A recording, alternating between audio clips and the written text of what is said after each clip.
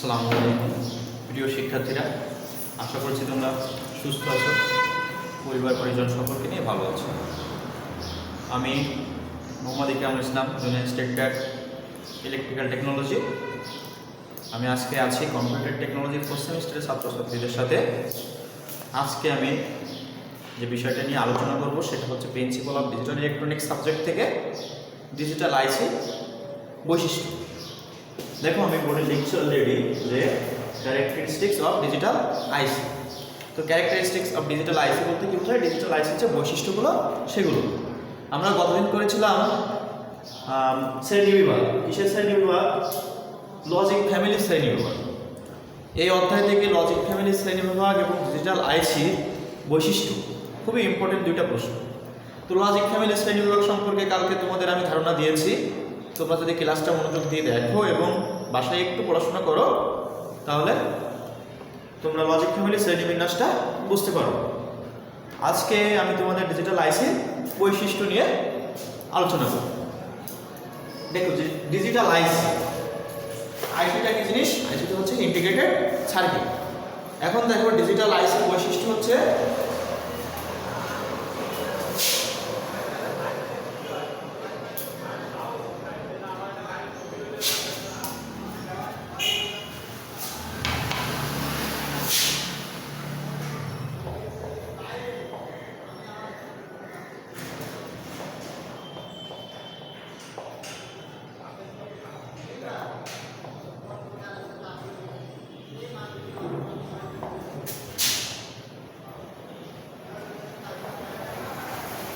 Digital আইসি বৈশিষ্ট্য সমূহ।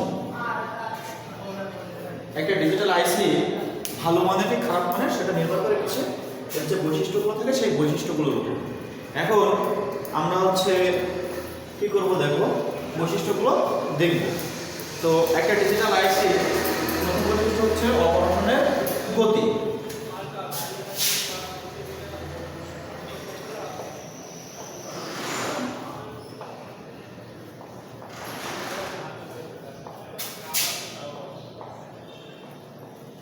Speed of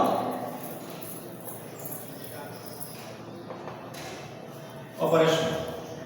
অপারেশনের গতি বলতে কি? Speed of operation. ঠিক আছে, একটা ডিজিটাল আইসি যে বৈশিষ্ট্য সেই বৈশিষ্ট্য প্রথম বৈশিষ্ট্য হচ্ছে অপারেশনের গতি। ডিজিটাল আইসিটা অপারেশন বলতে কি? তুমি একটা কাজ করবা, সেই কাজটা কতটুকু সফল সেটার উপর ডিপেন্ড করে। দেখো, অপারেশনের গতি। একটা ডিজিটাল আইসি কীভাবে কাজ করবে, তার কাজ করার ক্ষমতা কতটুকু এবং কত গতিতে সে কাজ করতে পারবে, এটাই মূলত অপারেশনের গতি। আমরা ডিজিটাল আইসির বৈশিষ্ট্য সম্বন্ধে যখন পড়তেছি, আমরা ডিজিটাল আইসির বৈশিষ্ট্য সম্পর্কে জানবো। তো এই ডিজিটাল আইসি দুইটা প্রশ্ন আসতে পারবে। সংক্ষিপ্ত প্রশ্ন যখন আসে তখন বলে যে ডিজিটাল আইসির বৈশিষ্ট্যগুলো লিখো। তো সেক্ষেত্রে আমরা শুধু এরকম লিখবো যে অপারেশনের গতি, তারপরে বৈশিষ্ট্য। এখন যদি রচনামূলকে আসে যে ডিজিটাল আইসির বৈশিষ্ট্যসমূহ লিখো এবং বর্ণনা করো, বা ডিজিটাল আইসির বৈশিষ্ট্যসমূহ বর্ণনা করো, সেক্ষেত্রে আমাদের কী করতে হবে? এই বৈশিষ্ট্যগুলো লিখতে হবে, সাথে এটা ডেফিনেশন দিতে হবে, সংজ্ঞা দিতে হবে। ঠিক আছে? তো দেখো, আমরা প্রথমে সংক্ষিপ্ত প্রশ্নের জন্য লিখি যে অপারেশনের গতি। ডিজিটাল আইসির বৈশিষ্ট্যগুলো কী কী? অপারেশনের গতি, তারপর হচ্ছে পাওয়ার অপচয়, সে কী পরিমাণ পাওয়ার অপচয় করে।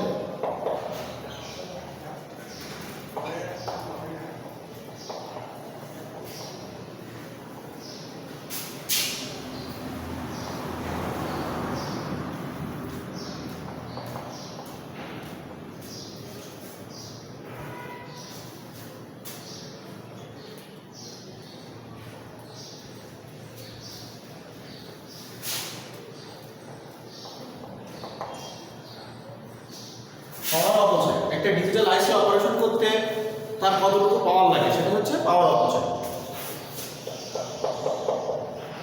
3 নম্বরে কি আছে? দেখো, ফ্যান ইন।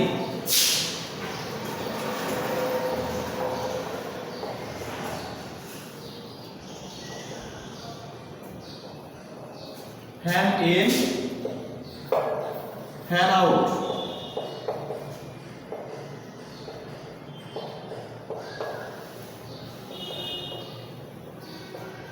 আমরা ডেফিনেশনগুলো একটু পরে দেখি। Fan in fan out current এবং voltage parameter. Fan in fan out current এবং voltage parameter.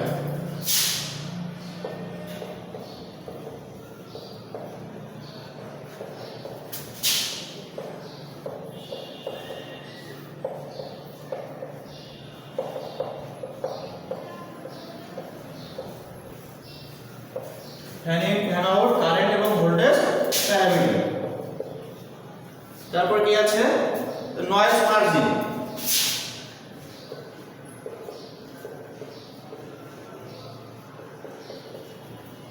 Noise margin noise margin. তারপর হচ্ছে অপারেটিং তাপমাত্রা।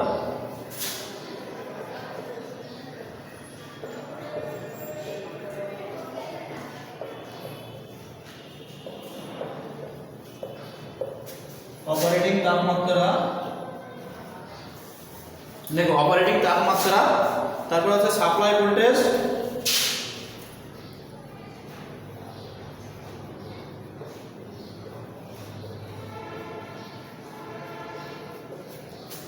সাপ্লাই ভোল্টেজ,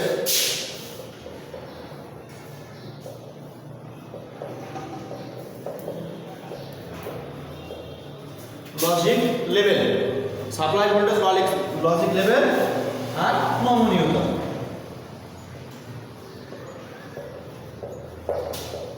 দেখো সাধারণভাবে যদি আমাদের এরকম কোশ্চেন আসে যে একটা ডিজিটাল আইসি বৈশিষ্ট্যগুলো লেখো, একটা ডিজিটাল আইসি বৈশিষ্ট্যগুলো লেখো, এটা হচ্ছে সংক্ষিপ্ত প্রশ্ন, সেক্ষেত্রে তোমরা এইটুকু লিখবা। কি লিখবা? যে ডিজিটাল আইসির বৈশিষ্ট্য সমূহ: অপারেশনের গতি, পাওয়ার অপচয়, fan in fan out, current এবং ভোল্টেজ প্যারামিটার, আর কি নয়েজ মার্জিন, অপারেটিং তাপমাত্রা, সাপ্লাই ভোল্টেজ, আর কি আছে লজিক লেভেল আর নমনীয়তা।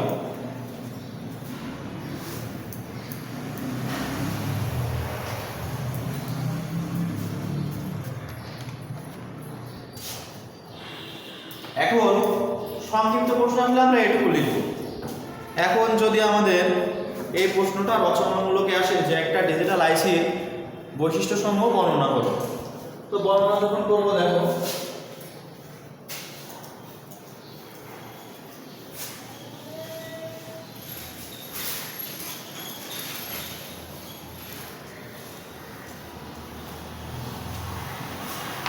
অপারেশনের গতি বা স্পিড। দেখো ইনপুট টার্মিনালের যে সিগন্যালের প্রয়োগ এবং আউটপুট টার্মিনাল লজিক গেটের যে পরিবর্তন, আর এই দুইয়ের মাঝে অতিক্রান্ত সময়কে কি বলে? লজিক গেটের স্পিড বলা হয়। এখন লজিক গেটের স্পিডটা তাহলে দেখো ইনপুট সিগন্যাল, ইনপুটে যে তুমি সিগন্যালটা দিবা সেই সিগন্যালের প্রয়োগ, দেখো ইনপুট সিগন্যালের প্রয়োগ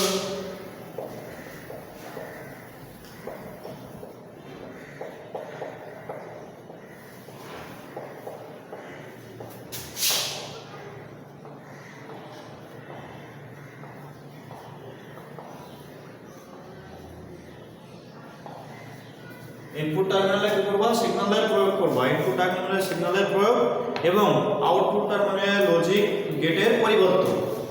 এবং কি হবে?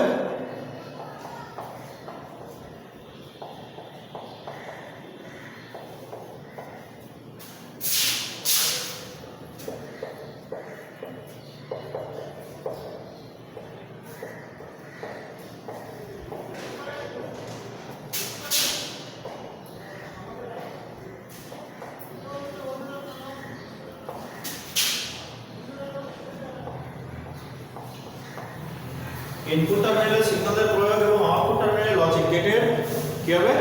পরিবর্তন। এবং আর এই দুই সময়ের মাঝে অতিক্রান্ত সময়কে, এই ইনপুট টার্মিনাল এবং আউটপুট টার্মিনালের যে দুই পরিবর্তন, এই পরিবর্তনের মাঝে যে অতিক্রান্ত সময় এবং এই পরিবর্তনের মাঝে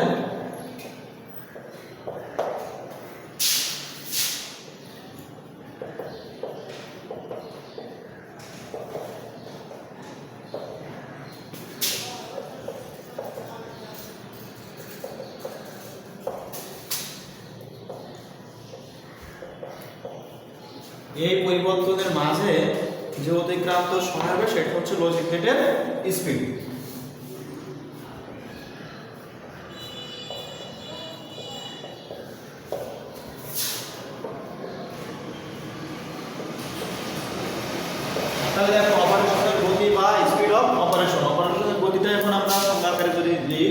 তাহলে অপারেশনের গতিটা কি হবে দেখো, ইনপুট টার্মিনালে আমাদের যে আইসির ইনপুট টার্মিনাল থাকবে সেই ইনপুট টার্মিনালে যে সিগন্যাল প্রয়োগ করব এবং আউটপুট টার্মিনালে লজিক গেটের যে পরিবর্তন হবে, নিশ্চয়ই সিগন্যাল প্রয়োগ করার ফলে কি আউটপুটে একটা পরিবর্তন আসবে এবং সেই পরিবর্তনের মাঝে যে অতিক্রান্ত সময়টা, তার মানে পরিবর্তন হতে ইনপুট থেকে আউটপুট পেতে, এক কথায় কি হবে, ইনপুট থেকে আউটপুট পেতে আমাদের যে সময়টুকু লাগবে ওই সময়টাই হচ্ছে অপারেশন স্পিড। এখন দেখো পাওয়ার ডিসিপেশন বা পাওয়ার অপচয়।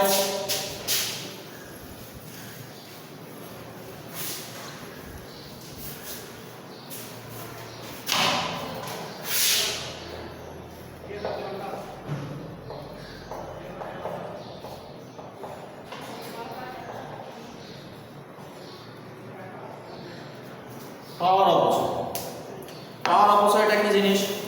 কোনো একটি লজিক গেটে ইনপুট দেওয়ার ফলে যে পরিমাণ পাওয়ার লস হয় সেটা হচ্ছে পাওয়ার ডিসিপেশন বা পাওয়ার অপচয়। কোনো একটা লজিক গেটের ইনপুটে যে পরিমাণ পাওয়ার দেওয়া হয়, ঠিক আছে, একটা ইনপুট, কোনো একটা লজিক গেট অপারেশন সম্পন্ন করতে হলে একটা পাওয়ার দরকার, লজিক গেটে একটা ইনপুট দেওয়া দরকার এবং যে পরিমাণ ইনপুট দেওয়া হয়, ঠিক আছে, এবং ইনপুট দেওয়ার ফলে যে পরিমাণ লস হয় সেটা হচ্ছে পাওয়ার ডিসিপেশন বা পাওয়ার অপচয়। কোন লজিক গেটে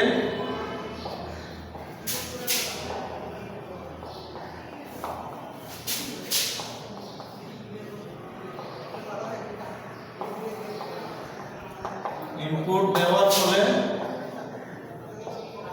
যে পরিমাণ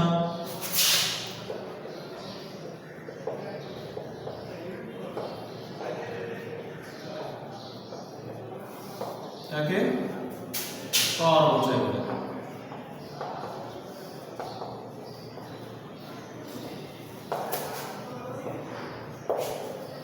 কোনো লজিক গেটের ইনপুট দেওয়ার ফলে, কোনো লজিক গেটের ইনপুট দেওয়ার ফলে যে পরিমাণ পাওয়ারটা অপচয় হবে সেটা হচ্ছে পাওয়ার ডিসিপেশন বা পাওয়ার অপচয়। এখন দেখো ফ্যান ইন, এই সংজ্ঞাটা খুব বেশি অতি সংক্ষিপ্ত প্রশ্ন আসলে, ফ্যান ইন কি আর ফ্যান আউট কি?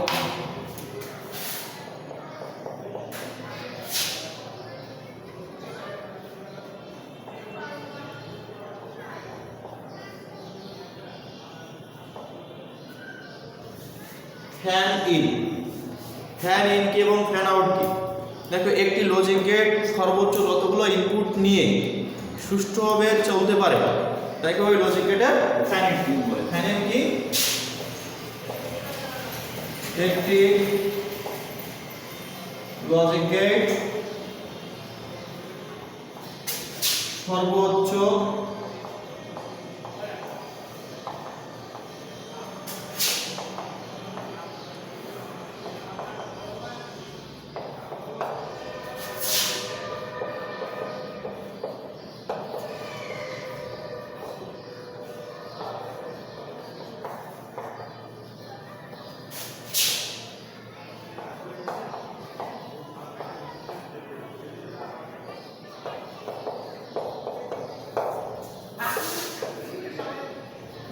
দেখো ফ্যান ইনটা কি জিনিস?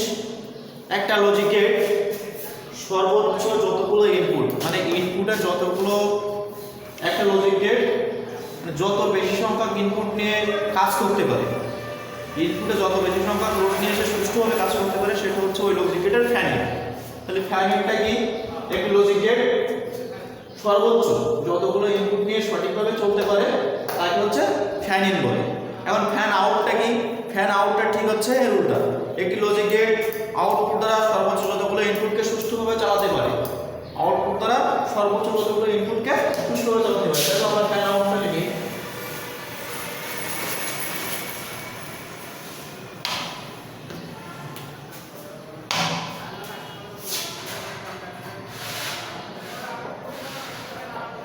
ফ্যান আউট, ফ্যান আউটটা কি জিনিস?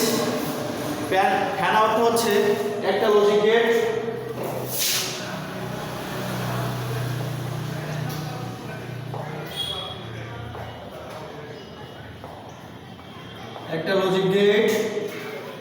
কি করবে? একটা লজিক গেট সর্বোচ্চ, একটা লজিক গেটের আউটপুট দ্বারা, একটা লজিক গেট এর আউটপুট দ্বারা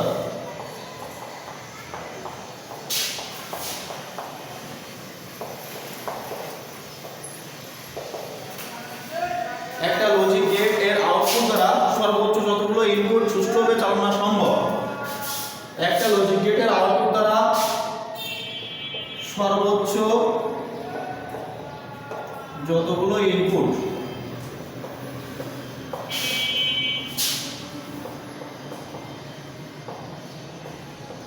সুষ্ঠুভাবে চালানো সম্ভব।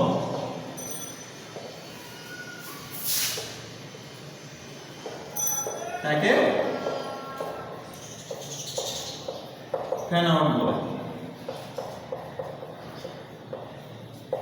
এখন তাহলে ফ্যান আউটটাকে যদি দেখো একটি লজিক গেট, এর আউটপুটটা সুষ্ঠুভাবে চলতে হবে এবং এই আউটপুটটা সুষ্ঠুভাবে পাওয়ার জন্য ইনপুটের সর্বোচ্চ যত সংখ্যক ইনপুট দেওয়া যায় তাকে হচ্ছে ফ্যান আউট বলে। তার মানে আউটপুটটা এখানে কথা মেইন কথা হচ্ছে আউটপুট পেতেই হবে এবং সুষ্ঠুভাবে পেতে হলে ইনপুটের সর্বোচ্চ যত সংখ্যক ইনপুট দেওয়া যায়। এখন মনে করো ওই ইনপুটে হচ্ছে আমাদের আউটপুট হচ্ছে 5 অ্যাম্পিয়ার। এখন ইনপুটে যদি আমরা দেই 2 অ্যাম্পিয়ার কিংবা 10 অ্যাম্পিয়ার, মনে করো 10 অ্যাম্পিয়ার, তাহলে আউটপুটে 5 অ্যাম্পিয়ার কীভাবে পাবো? এই জন্য একটি লজিক গেটের আউটপুট পেতে হলে, আউটপুট সঠিকভাবে পেতে হলে ইনপুটের সর্বোচ্চ যত সংখ্যক ইনপুট দেওয়া সম্ভব তাকে হচ্ছে ওই লজিক গেটের ফ্যান আউট বলে। নয়েজ মার্জিনটা কি জিনিস দেখো,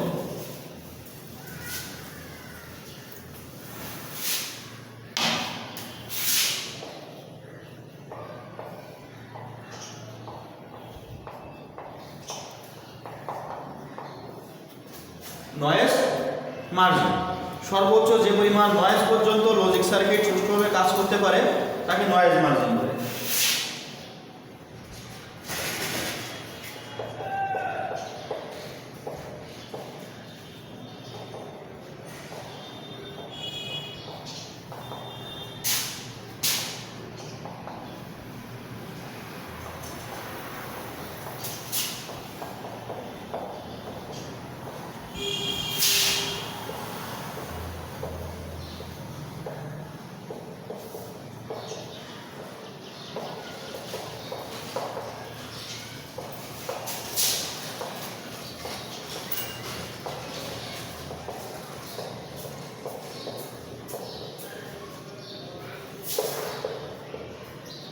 দেখো নয়েজ মার্জিনটা কি জিনিস, একটা সার্কিট। আচ্ছা, নয়েজ তো অবশ্যই একটা সার্কিটের জন্য ক্ষতিকারক জিনিস। তো তুমি এই যে আমি মনে করো তোমাদের সাথে কথা বলতেছি, এখানে যদি সাউন্ড সাইড আমার কথার থেকে পাশের থেকে কোনো খারাপ সাউন্ড, কোনো মাইকের আওয়াজ আসে, তাহলে আমার কথাটা তোমরা নিশ্চয়ই বুঝতে পারবে না, সমস্যা হবে। তো সার্কিটের ক্ষেত্রেও একই, যদি কোনো সার্কিটে মাত্রাতিরিক্ত নয়েজ যায় তো সেক্ষেত্রে ওই সার্কিটটা সম্পূর্ণ হয় না। তো যে পরিমাণ সাউন্ড নিয়ে বা যে পরিমাণ নয়েজ নিয়ে একটা সার্কিট সুষ্ঠুভাবে কাজ করতে পারে, পাশের থেকে আমি যে কথা বলতেছি পাশের থেকে যে সাউন্ড মোটেও ভিডিওয়ে যাচ্ছে না তার কিন্তু না, কিছুটা যাচ্ছে, কিন্তু সেই সাউন্ড নিয়েও তোমরা সুষ্ঠুভাবে ক্লাসটা দেখতে পাচ্ছ, এটা হচ্ছে নয়েজ মার্জিন। এখন যদি মাত্রাতিরিক্ত সাউন্ড হয় পাশের থেকে, সাউন্ডগুলো শোনায়, সেক্ষেত্রে তোমরা আমার কথা শুনতে পারবে না।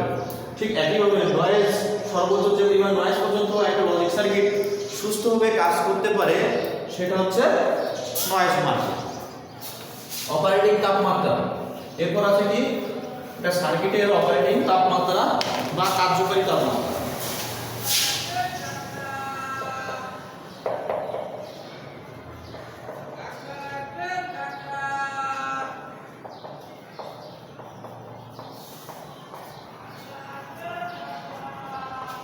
অপারেটিং তাপমাত্রা, লজিক সার্কিটগুলো একটি নির্দিষ্ট তাপমাত্রায় কি করে সীমার মধ্যে কাজ করে। লজিক সার্কিটগুলো একটি নির্দিষ্ট তাপমাত্রা সীমার মধ্যে নির্ভরশীলভাবে কাজ করে।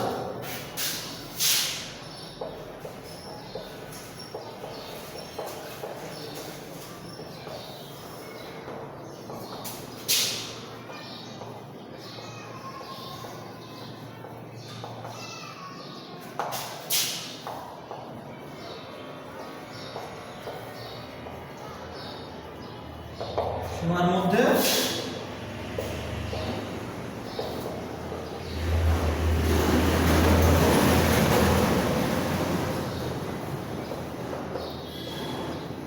আমরা যে লজিক সার্কিটগুলো ব্যবহার করি সেগুলো কি একটি নির্দিষ্ট তাপমাত্রা সীমার মধ্যে নির্ভরশীলভাবে কাজ করে এবং ওই যে নির্দিষ্ট তাপমাত্রার মধ্যে কাজ করে ওই তাপমাত্রাকে কি বলে কার্যকারী তাপমাত্রা। এবং এই যে নির্দিষ্ট তাপমাত্রার মধ্যে উক্ত নির্দিষ্ট তাপমাত্রার সীমাকে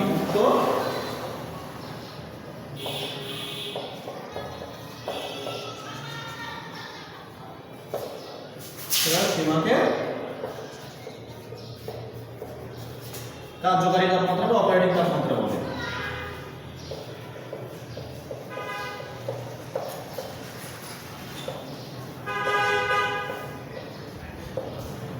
লজিক সার্কিটগুলো একটা নির্দিষ্ট তাপমাত্রার সময়ের মধ্যে কাজ করে, তাপমাত্রার উপরে যদি তাপমাত্রা প্রবাহিত করে তাহলে এই লজিক সার্কিটগুলো আর কাজ করে না, বা লজিক সার্কিটগুলোর নির্দিষ্ট একটা তাপ সহন ক্ষমতা আছে, সেই তাপ সহন ক্ষমতার বাইরে যদি তাপ প্রয়োগ করি তাহলে কিন্তু সার্কিটগুলো জ্বলেও যেতে পারে, কাজ করা তো পরের কথা।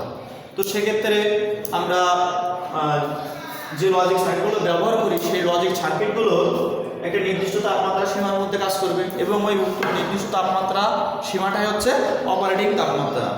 এন্ড পাওয়ার সাপ্লাই, এই যে লজিক পাওয়ার সাপ্লাইটা কি জিনিস দেখো, আমরা যে অপারেশন করব একটা লজিক সার্কিট যে কাজ করবে তাহলে সেটাকে অবশ্যই অ্যাক্টিভ করতে হবে। অ্যাক্টিভ করতে গেলে পাওয়ার সাপ্লাই করতে হবে বা পাওয়ার সাপ্লাই দিতে হবে।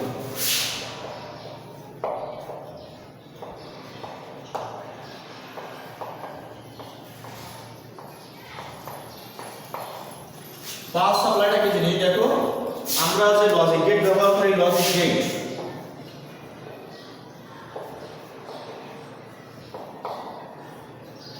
ট্রানজিস্টর হতে পারে,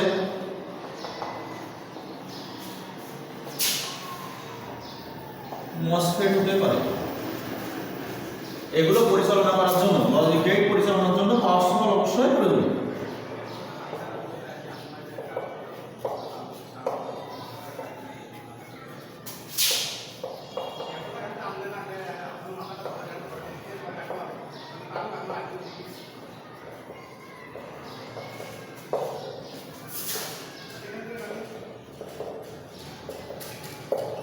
লজিক গেট পরিচালনার জন্য অবশ্যই পাওয়ার সাপ্লাই প্রয়োজন। পাওয়ার সাপ্লাই যদি না দিই তাহলে কি আমাদের এই সার্কিটগুলোই তো পাওয়ার পাবে না, অ্যাক্টিভ হবে না। আর অ্যাক্টিভ করার জন্য আমাদের মতো পাওয়ার সাপ্লাই প্রয়োজন। এরপর আছে হচ্ছে লজিক লেভেল। লজিক লেভেলটা কি জিনিস দেখো, লজিক সার্কিটের সিগন্যাল এবং ভোল্টেজের অবস্থানকে লজিক সার্কিটের সিগন্যাল।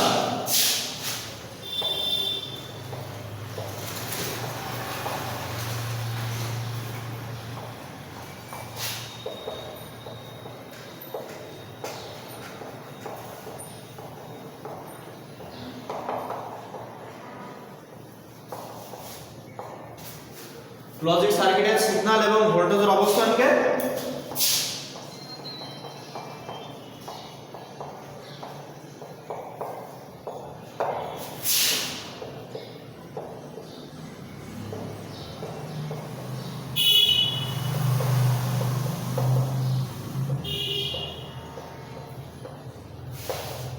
লজিক লেভেল বলে। তাহলে লজিক লেভেলটা কি জিনিস, লজিক লেভেলটা হচ্ছে লজিক সার্কিটের সিগন্যাল এবং ভোল্টেজের অবস্থানকে লজিক লেভেল বলে। এখন আমরা যদি পরীক্ষা আসে যে ডিজিটাল আইসির বৈশিষ্ট্যগুলো বর্ণনা করো, তো আমরা যদি এই বৈশিষ্ট্যগুলো বর্ণনা করি কিংবা এই বৈশিষ্ট্যগুলো নিয়ে আলোচনা করি তাহলে আমরা মোটামুটি একটা ভালো নাম্বার পাওয়ার আশা করতে পারি। তো আশা করছি তোমরা আজকে ডিজিটাল আইসির বৈশিষ্ট্যগুলো সম্পর্কে যে ক্লাসটা করালাম তোমরা বুঝবে এবং এইগুলো খুব সুন্দরভাবে বইতেও দেওয়া আছে। আমি জাস্ট একটু ডেফিনেশনগুলো বর্ণনা করার চেষ্টা করলাম, তোমরা বই দেখে একটু পড়ে নিবা, প্লাস এটা মুখস্থ করবা, কারণ এটা পরীক্ষার জন্য খুবই ইম্পর্টেন্ট। লজিক ফ্যামিলির যে আমরা শ্রেণীবিন্যাস করেছিলাম সেটাও ইম্পর্টেন্ট, ডিজিটাল আইসির বৈশিষ্ট্য এটাও খুবই ইম্পর্টেন্ট। আগামী দিন আমরা হচ্ছে টিটিএল ন্যান্ড গেট এবং টিটিএল অ্যান্ড গেট, এই চারটা করলে এই অধ্যায় থেকে যে কোনো একটা কোশ্চেন আমরা কমন পাওয়া আর আশা করতে পারি।